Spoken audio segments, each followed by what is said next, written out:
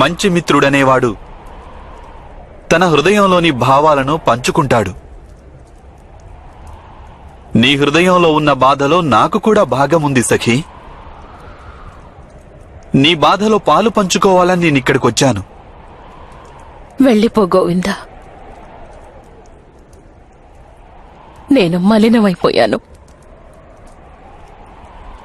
నన్ను సమీపించిన వారు కూడా మలినమైపోతారు. నా మైత్రి పట్ల విశ్వాసముంచు సఖీ. నదిలో స్నానం చేసిన వారు శుద్ధులవుతుంటారు, కాని నదికి వారి వలన మైల అంటదు. ఎందుకు గోవింద, ఎందుకు? నాకే ఇదంతా ఎందుకు జరిగింది?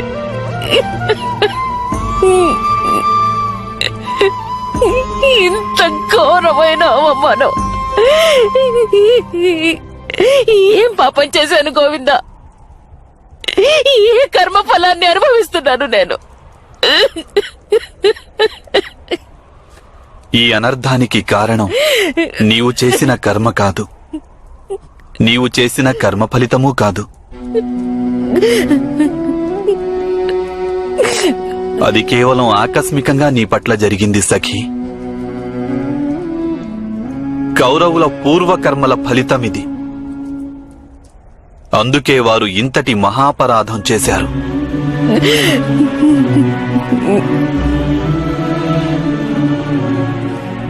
కర్మ సిద్ధాంతానికి ఇదే తాత్పర్యం సఖీ.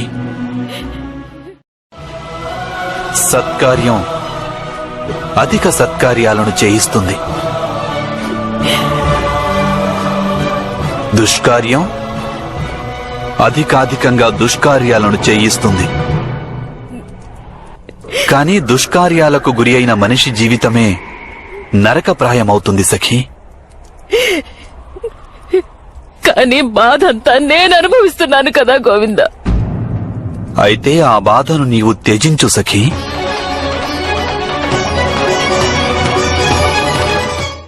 హస్తినాపురి ద్యూత సభలో నీ పట్ల జరిగినదంతా నీ కర్మ కాదు. కానీ ఆ ఘటనకు నీవు ఎలా స్పందిస్తావన్నదే అదే నీ కర్మగా పరిణమిస్తుంది. నీవు నీ మనస్సును దుఃఖంతోనూ వైరంతోనూ నింపుకుంటే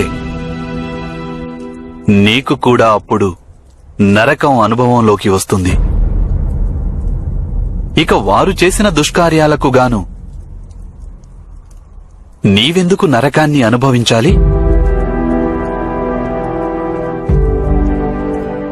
వైరాన్ని త్యజించు సఖీ.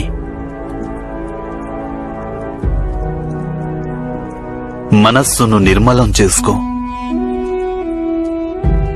తనలో వచ్చి కలిసిన మాలిన్యాన్ని నది సముద్రంలోకి నెట్టివేస్తుంది. నది స్వచ్ఛమైపోతుంది. నీవు కూడా నీ బాధలన్నింటినీ పరమాత్మ పరం చెయ్యి. పరమాత్మ ఈ లోకంలోని సమస్త బాధలను తనలో విలీనం చేసుకునేందుకు సదా సంసిద్ధుడు.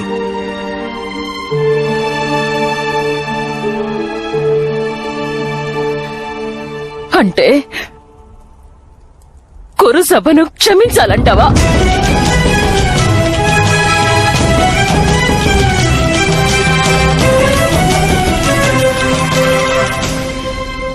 అవును సఖీ, వారిని క్షమించు. లేదంటే ప్రతీకారంతో కుమిలిపోతావు, న్యాయం చెయ్యలేకపోతావు.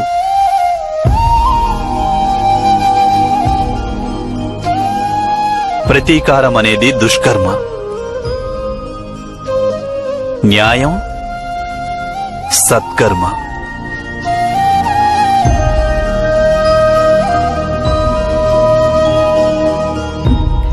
భేదమేమిటి గోవిందా?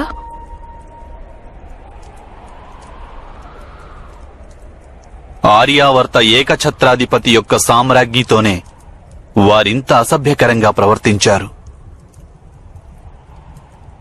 ఇక లోకంలోని సామాన్య స్త్రీలను ఏ స్థితికి చేరుస్తారు? ఆలోచించు సఖీ.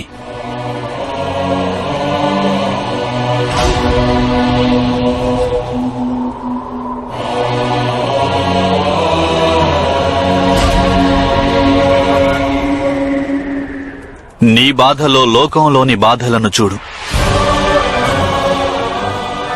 నీకున్న దుఃఖాన్ని సంఘర్షణగా మార్చుకో.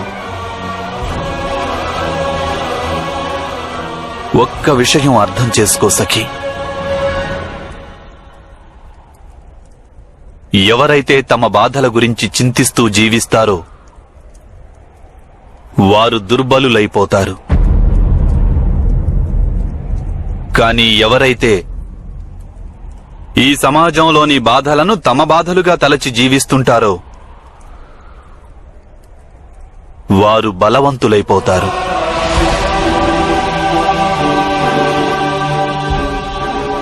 కేవలం తమ బాధల గురించే ఆలోచించటం దుష్కర్మవుతుంది. అయితే ఈ లోకంలోని బాధలకు పరిష్కారం ఆలోచించడం సత్కర్మవుతుంది.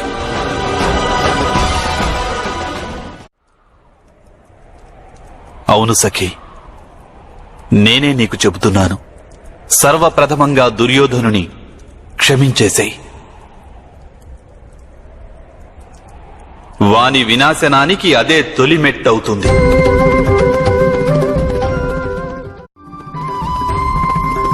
అటు పిమ్మట దుర్యోధనుని వంటి దుష్టులందరినీ నాశనం చేసి ఈ లోకాన్ని ప్రక్షాళనం చేసేందుకు ఉపాయం ఆలోచించు.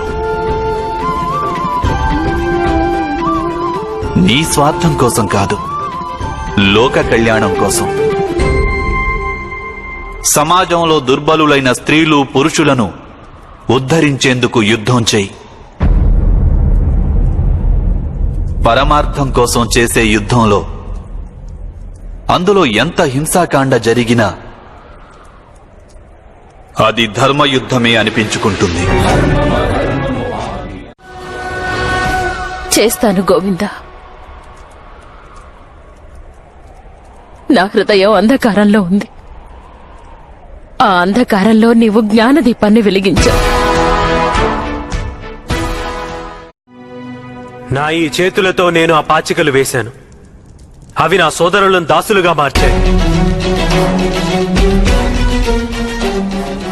నా భార్యకు ఇంత ఘోరమైన అవమానం జరిగింది.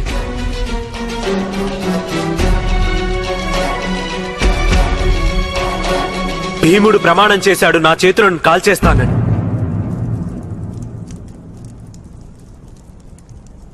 నీ వాగ్దానాన్ని గుర్తు చేసుకో భీమా.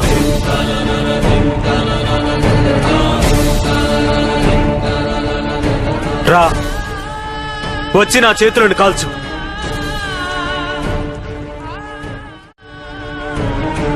వద్దు నాథా, చేతులు కాల్చుకోవాల్సిన అవసరం లేదు. మిమ్మల్ని నేను క్షమిస్తున్నాను. ముందు నన్ను నేను క్షమించుకోవలసి ఉంది పాంచాలి. అన్యథా నేను జీవించి ఉండడం అసంభవమవుతుంది. రావురు కోతరా, నా చేతులను అగ్నికి అర్పించు.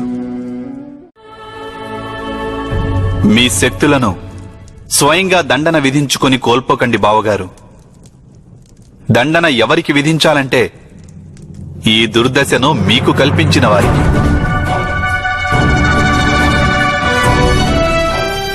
మా సఖి గౌరవానికి భంగం కలిగించాలని ప్రయత్నించిన వారికి. పంచపాండవుల భార్య పట్ల ఇంతటి దుష్కర్మ జరిగిందంటే ఇక సామాన్య స్త్రీల స్థితి ఎలా ఉంటుంది దుర్యోధనుని రాజ్యంలో? ఊహించి చూడండి. న్యాయము అలాగే రక్షణ, ఈ రెండింటినీ నెలకొల్పటం మీ ధర్మం బావగారు. ప్రతీకారం కోసం కాదు, పరమార్థం కోసం మీరు తప్పక యుద్ధం చేయాలి.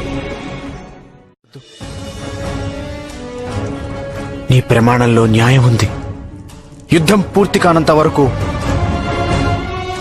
నీవు నీ కేశాలను ముడివేసుకోవద్దు. ఈ చూడమని నీ సిగలో ధరించను వద్దు.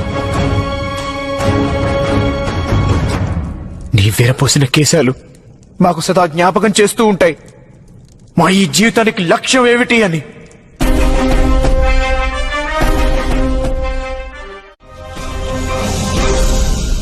ఇదే మీ నిర్ణయం అయితే నా సంకల్పాన్ని కూడా వినండి ఆర్యపుత్రులారా. ఎప్పుడైతే దుశ్శాసనుని ఛాతీలోని రక్తంతో నేను నా కేశాలను తడుపుకుంటానో అప్పటి వరకు నేను నా కేశాలను ముడివేసి నేను నా కేశాలను ముడివేసి నేను నా కేశాలను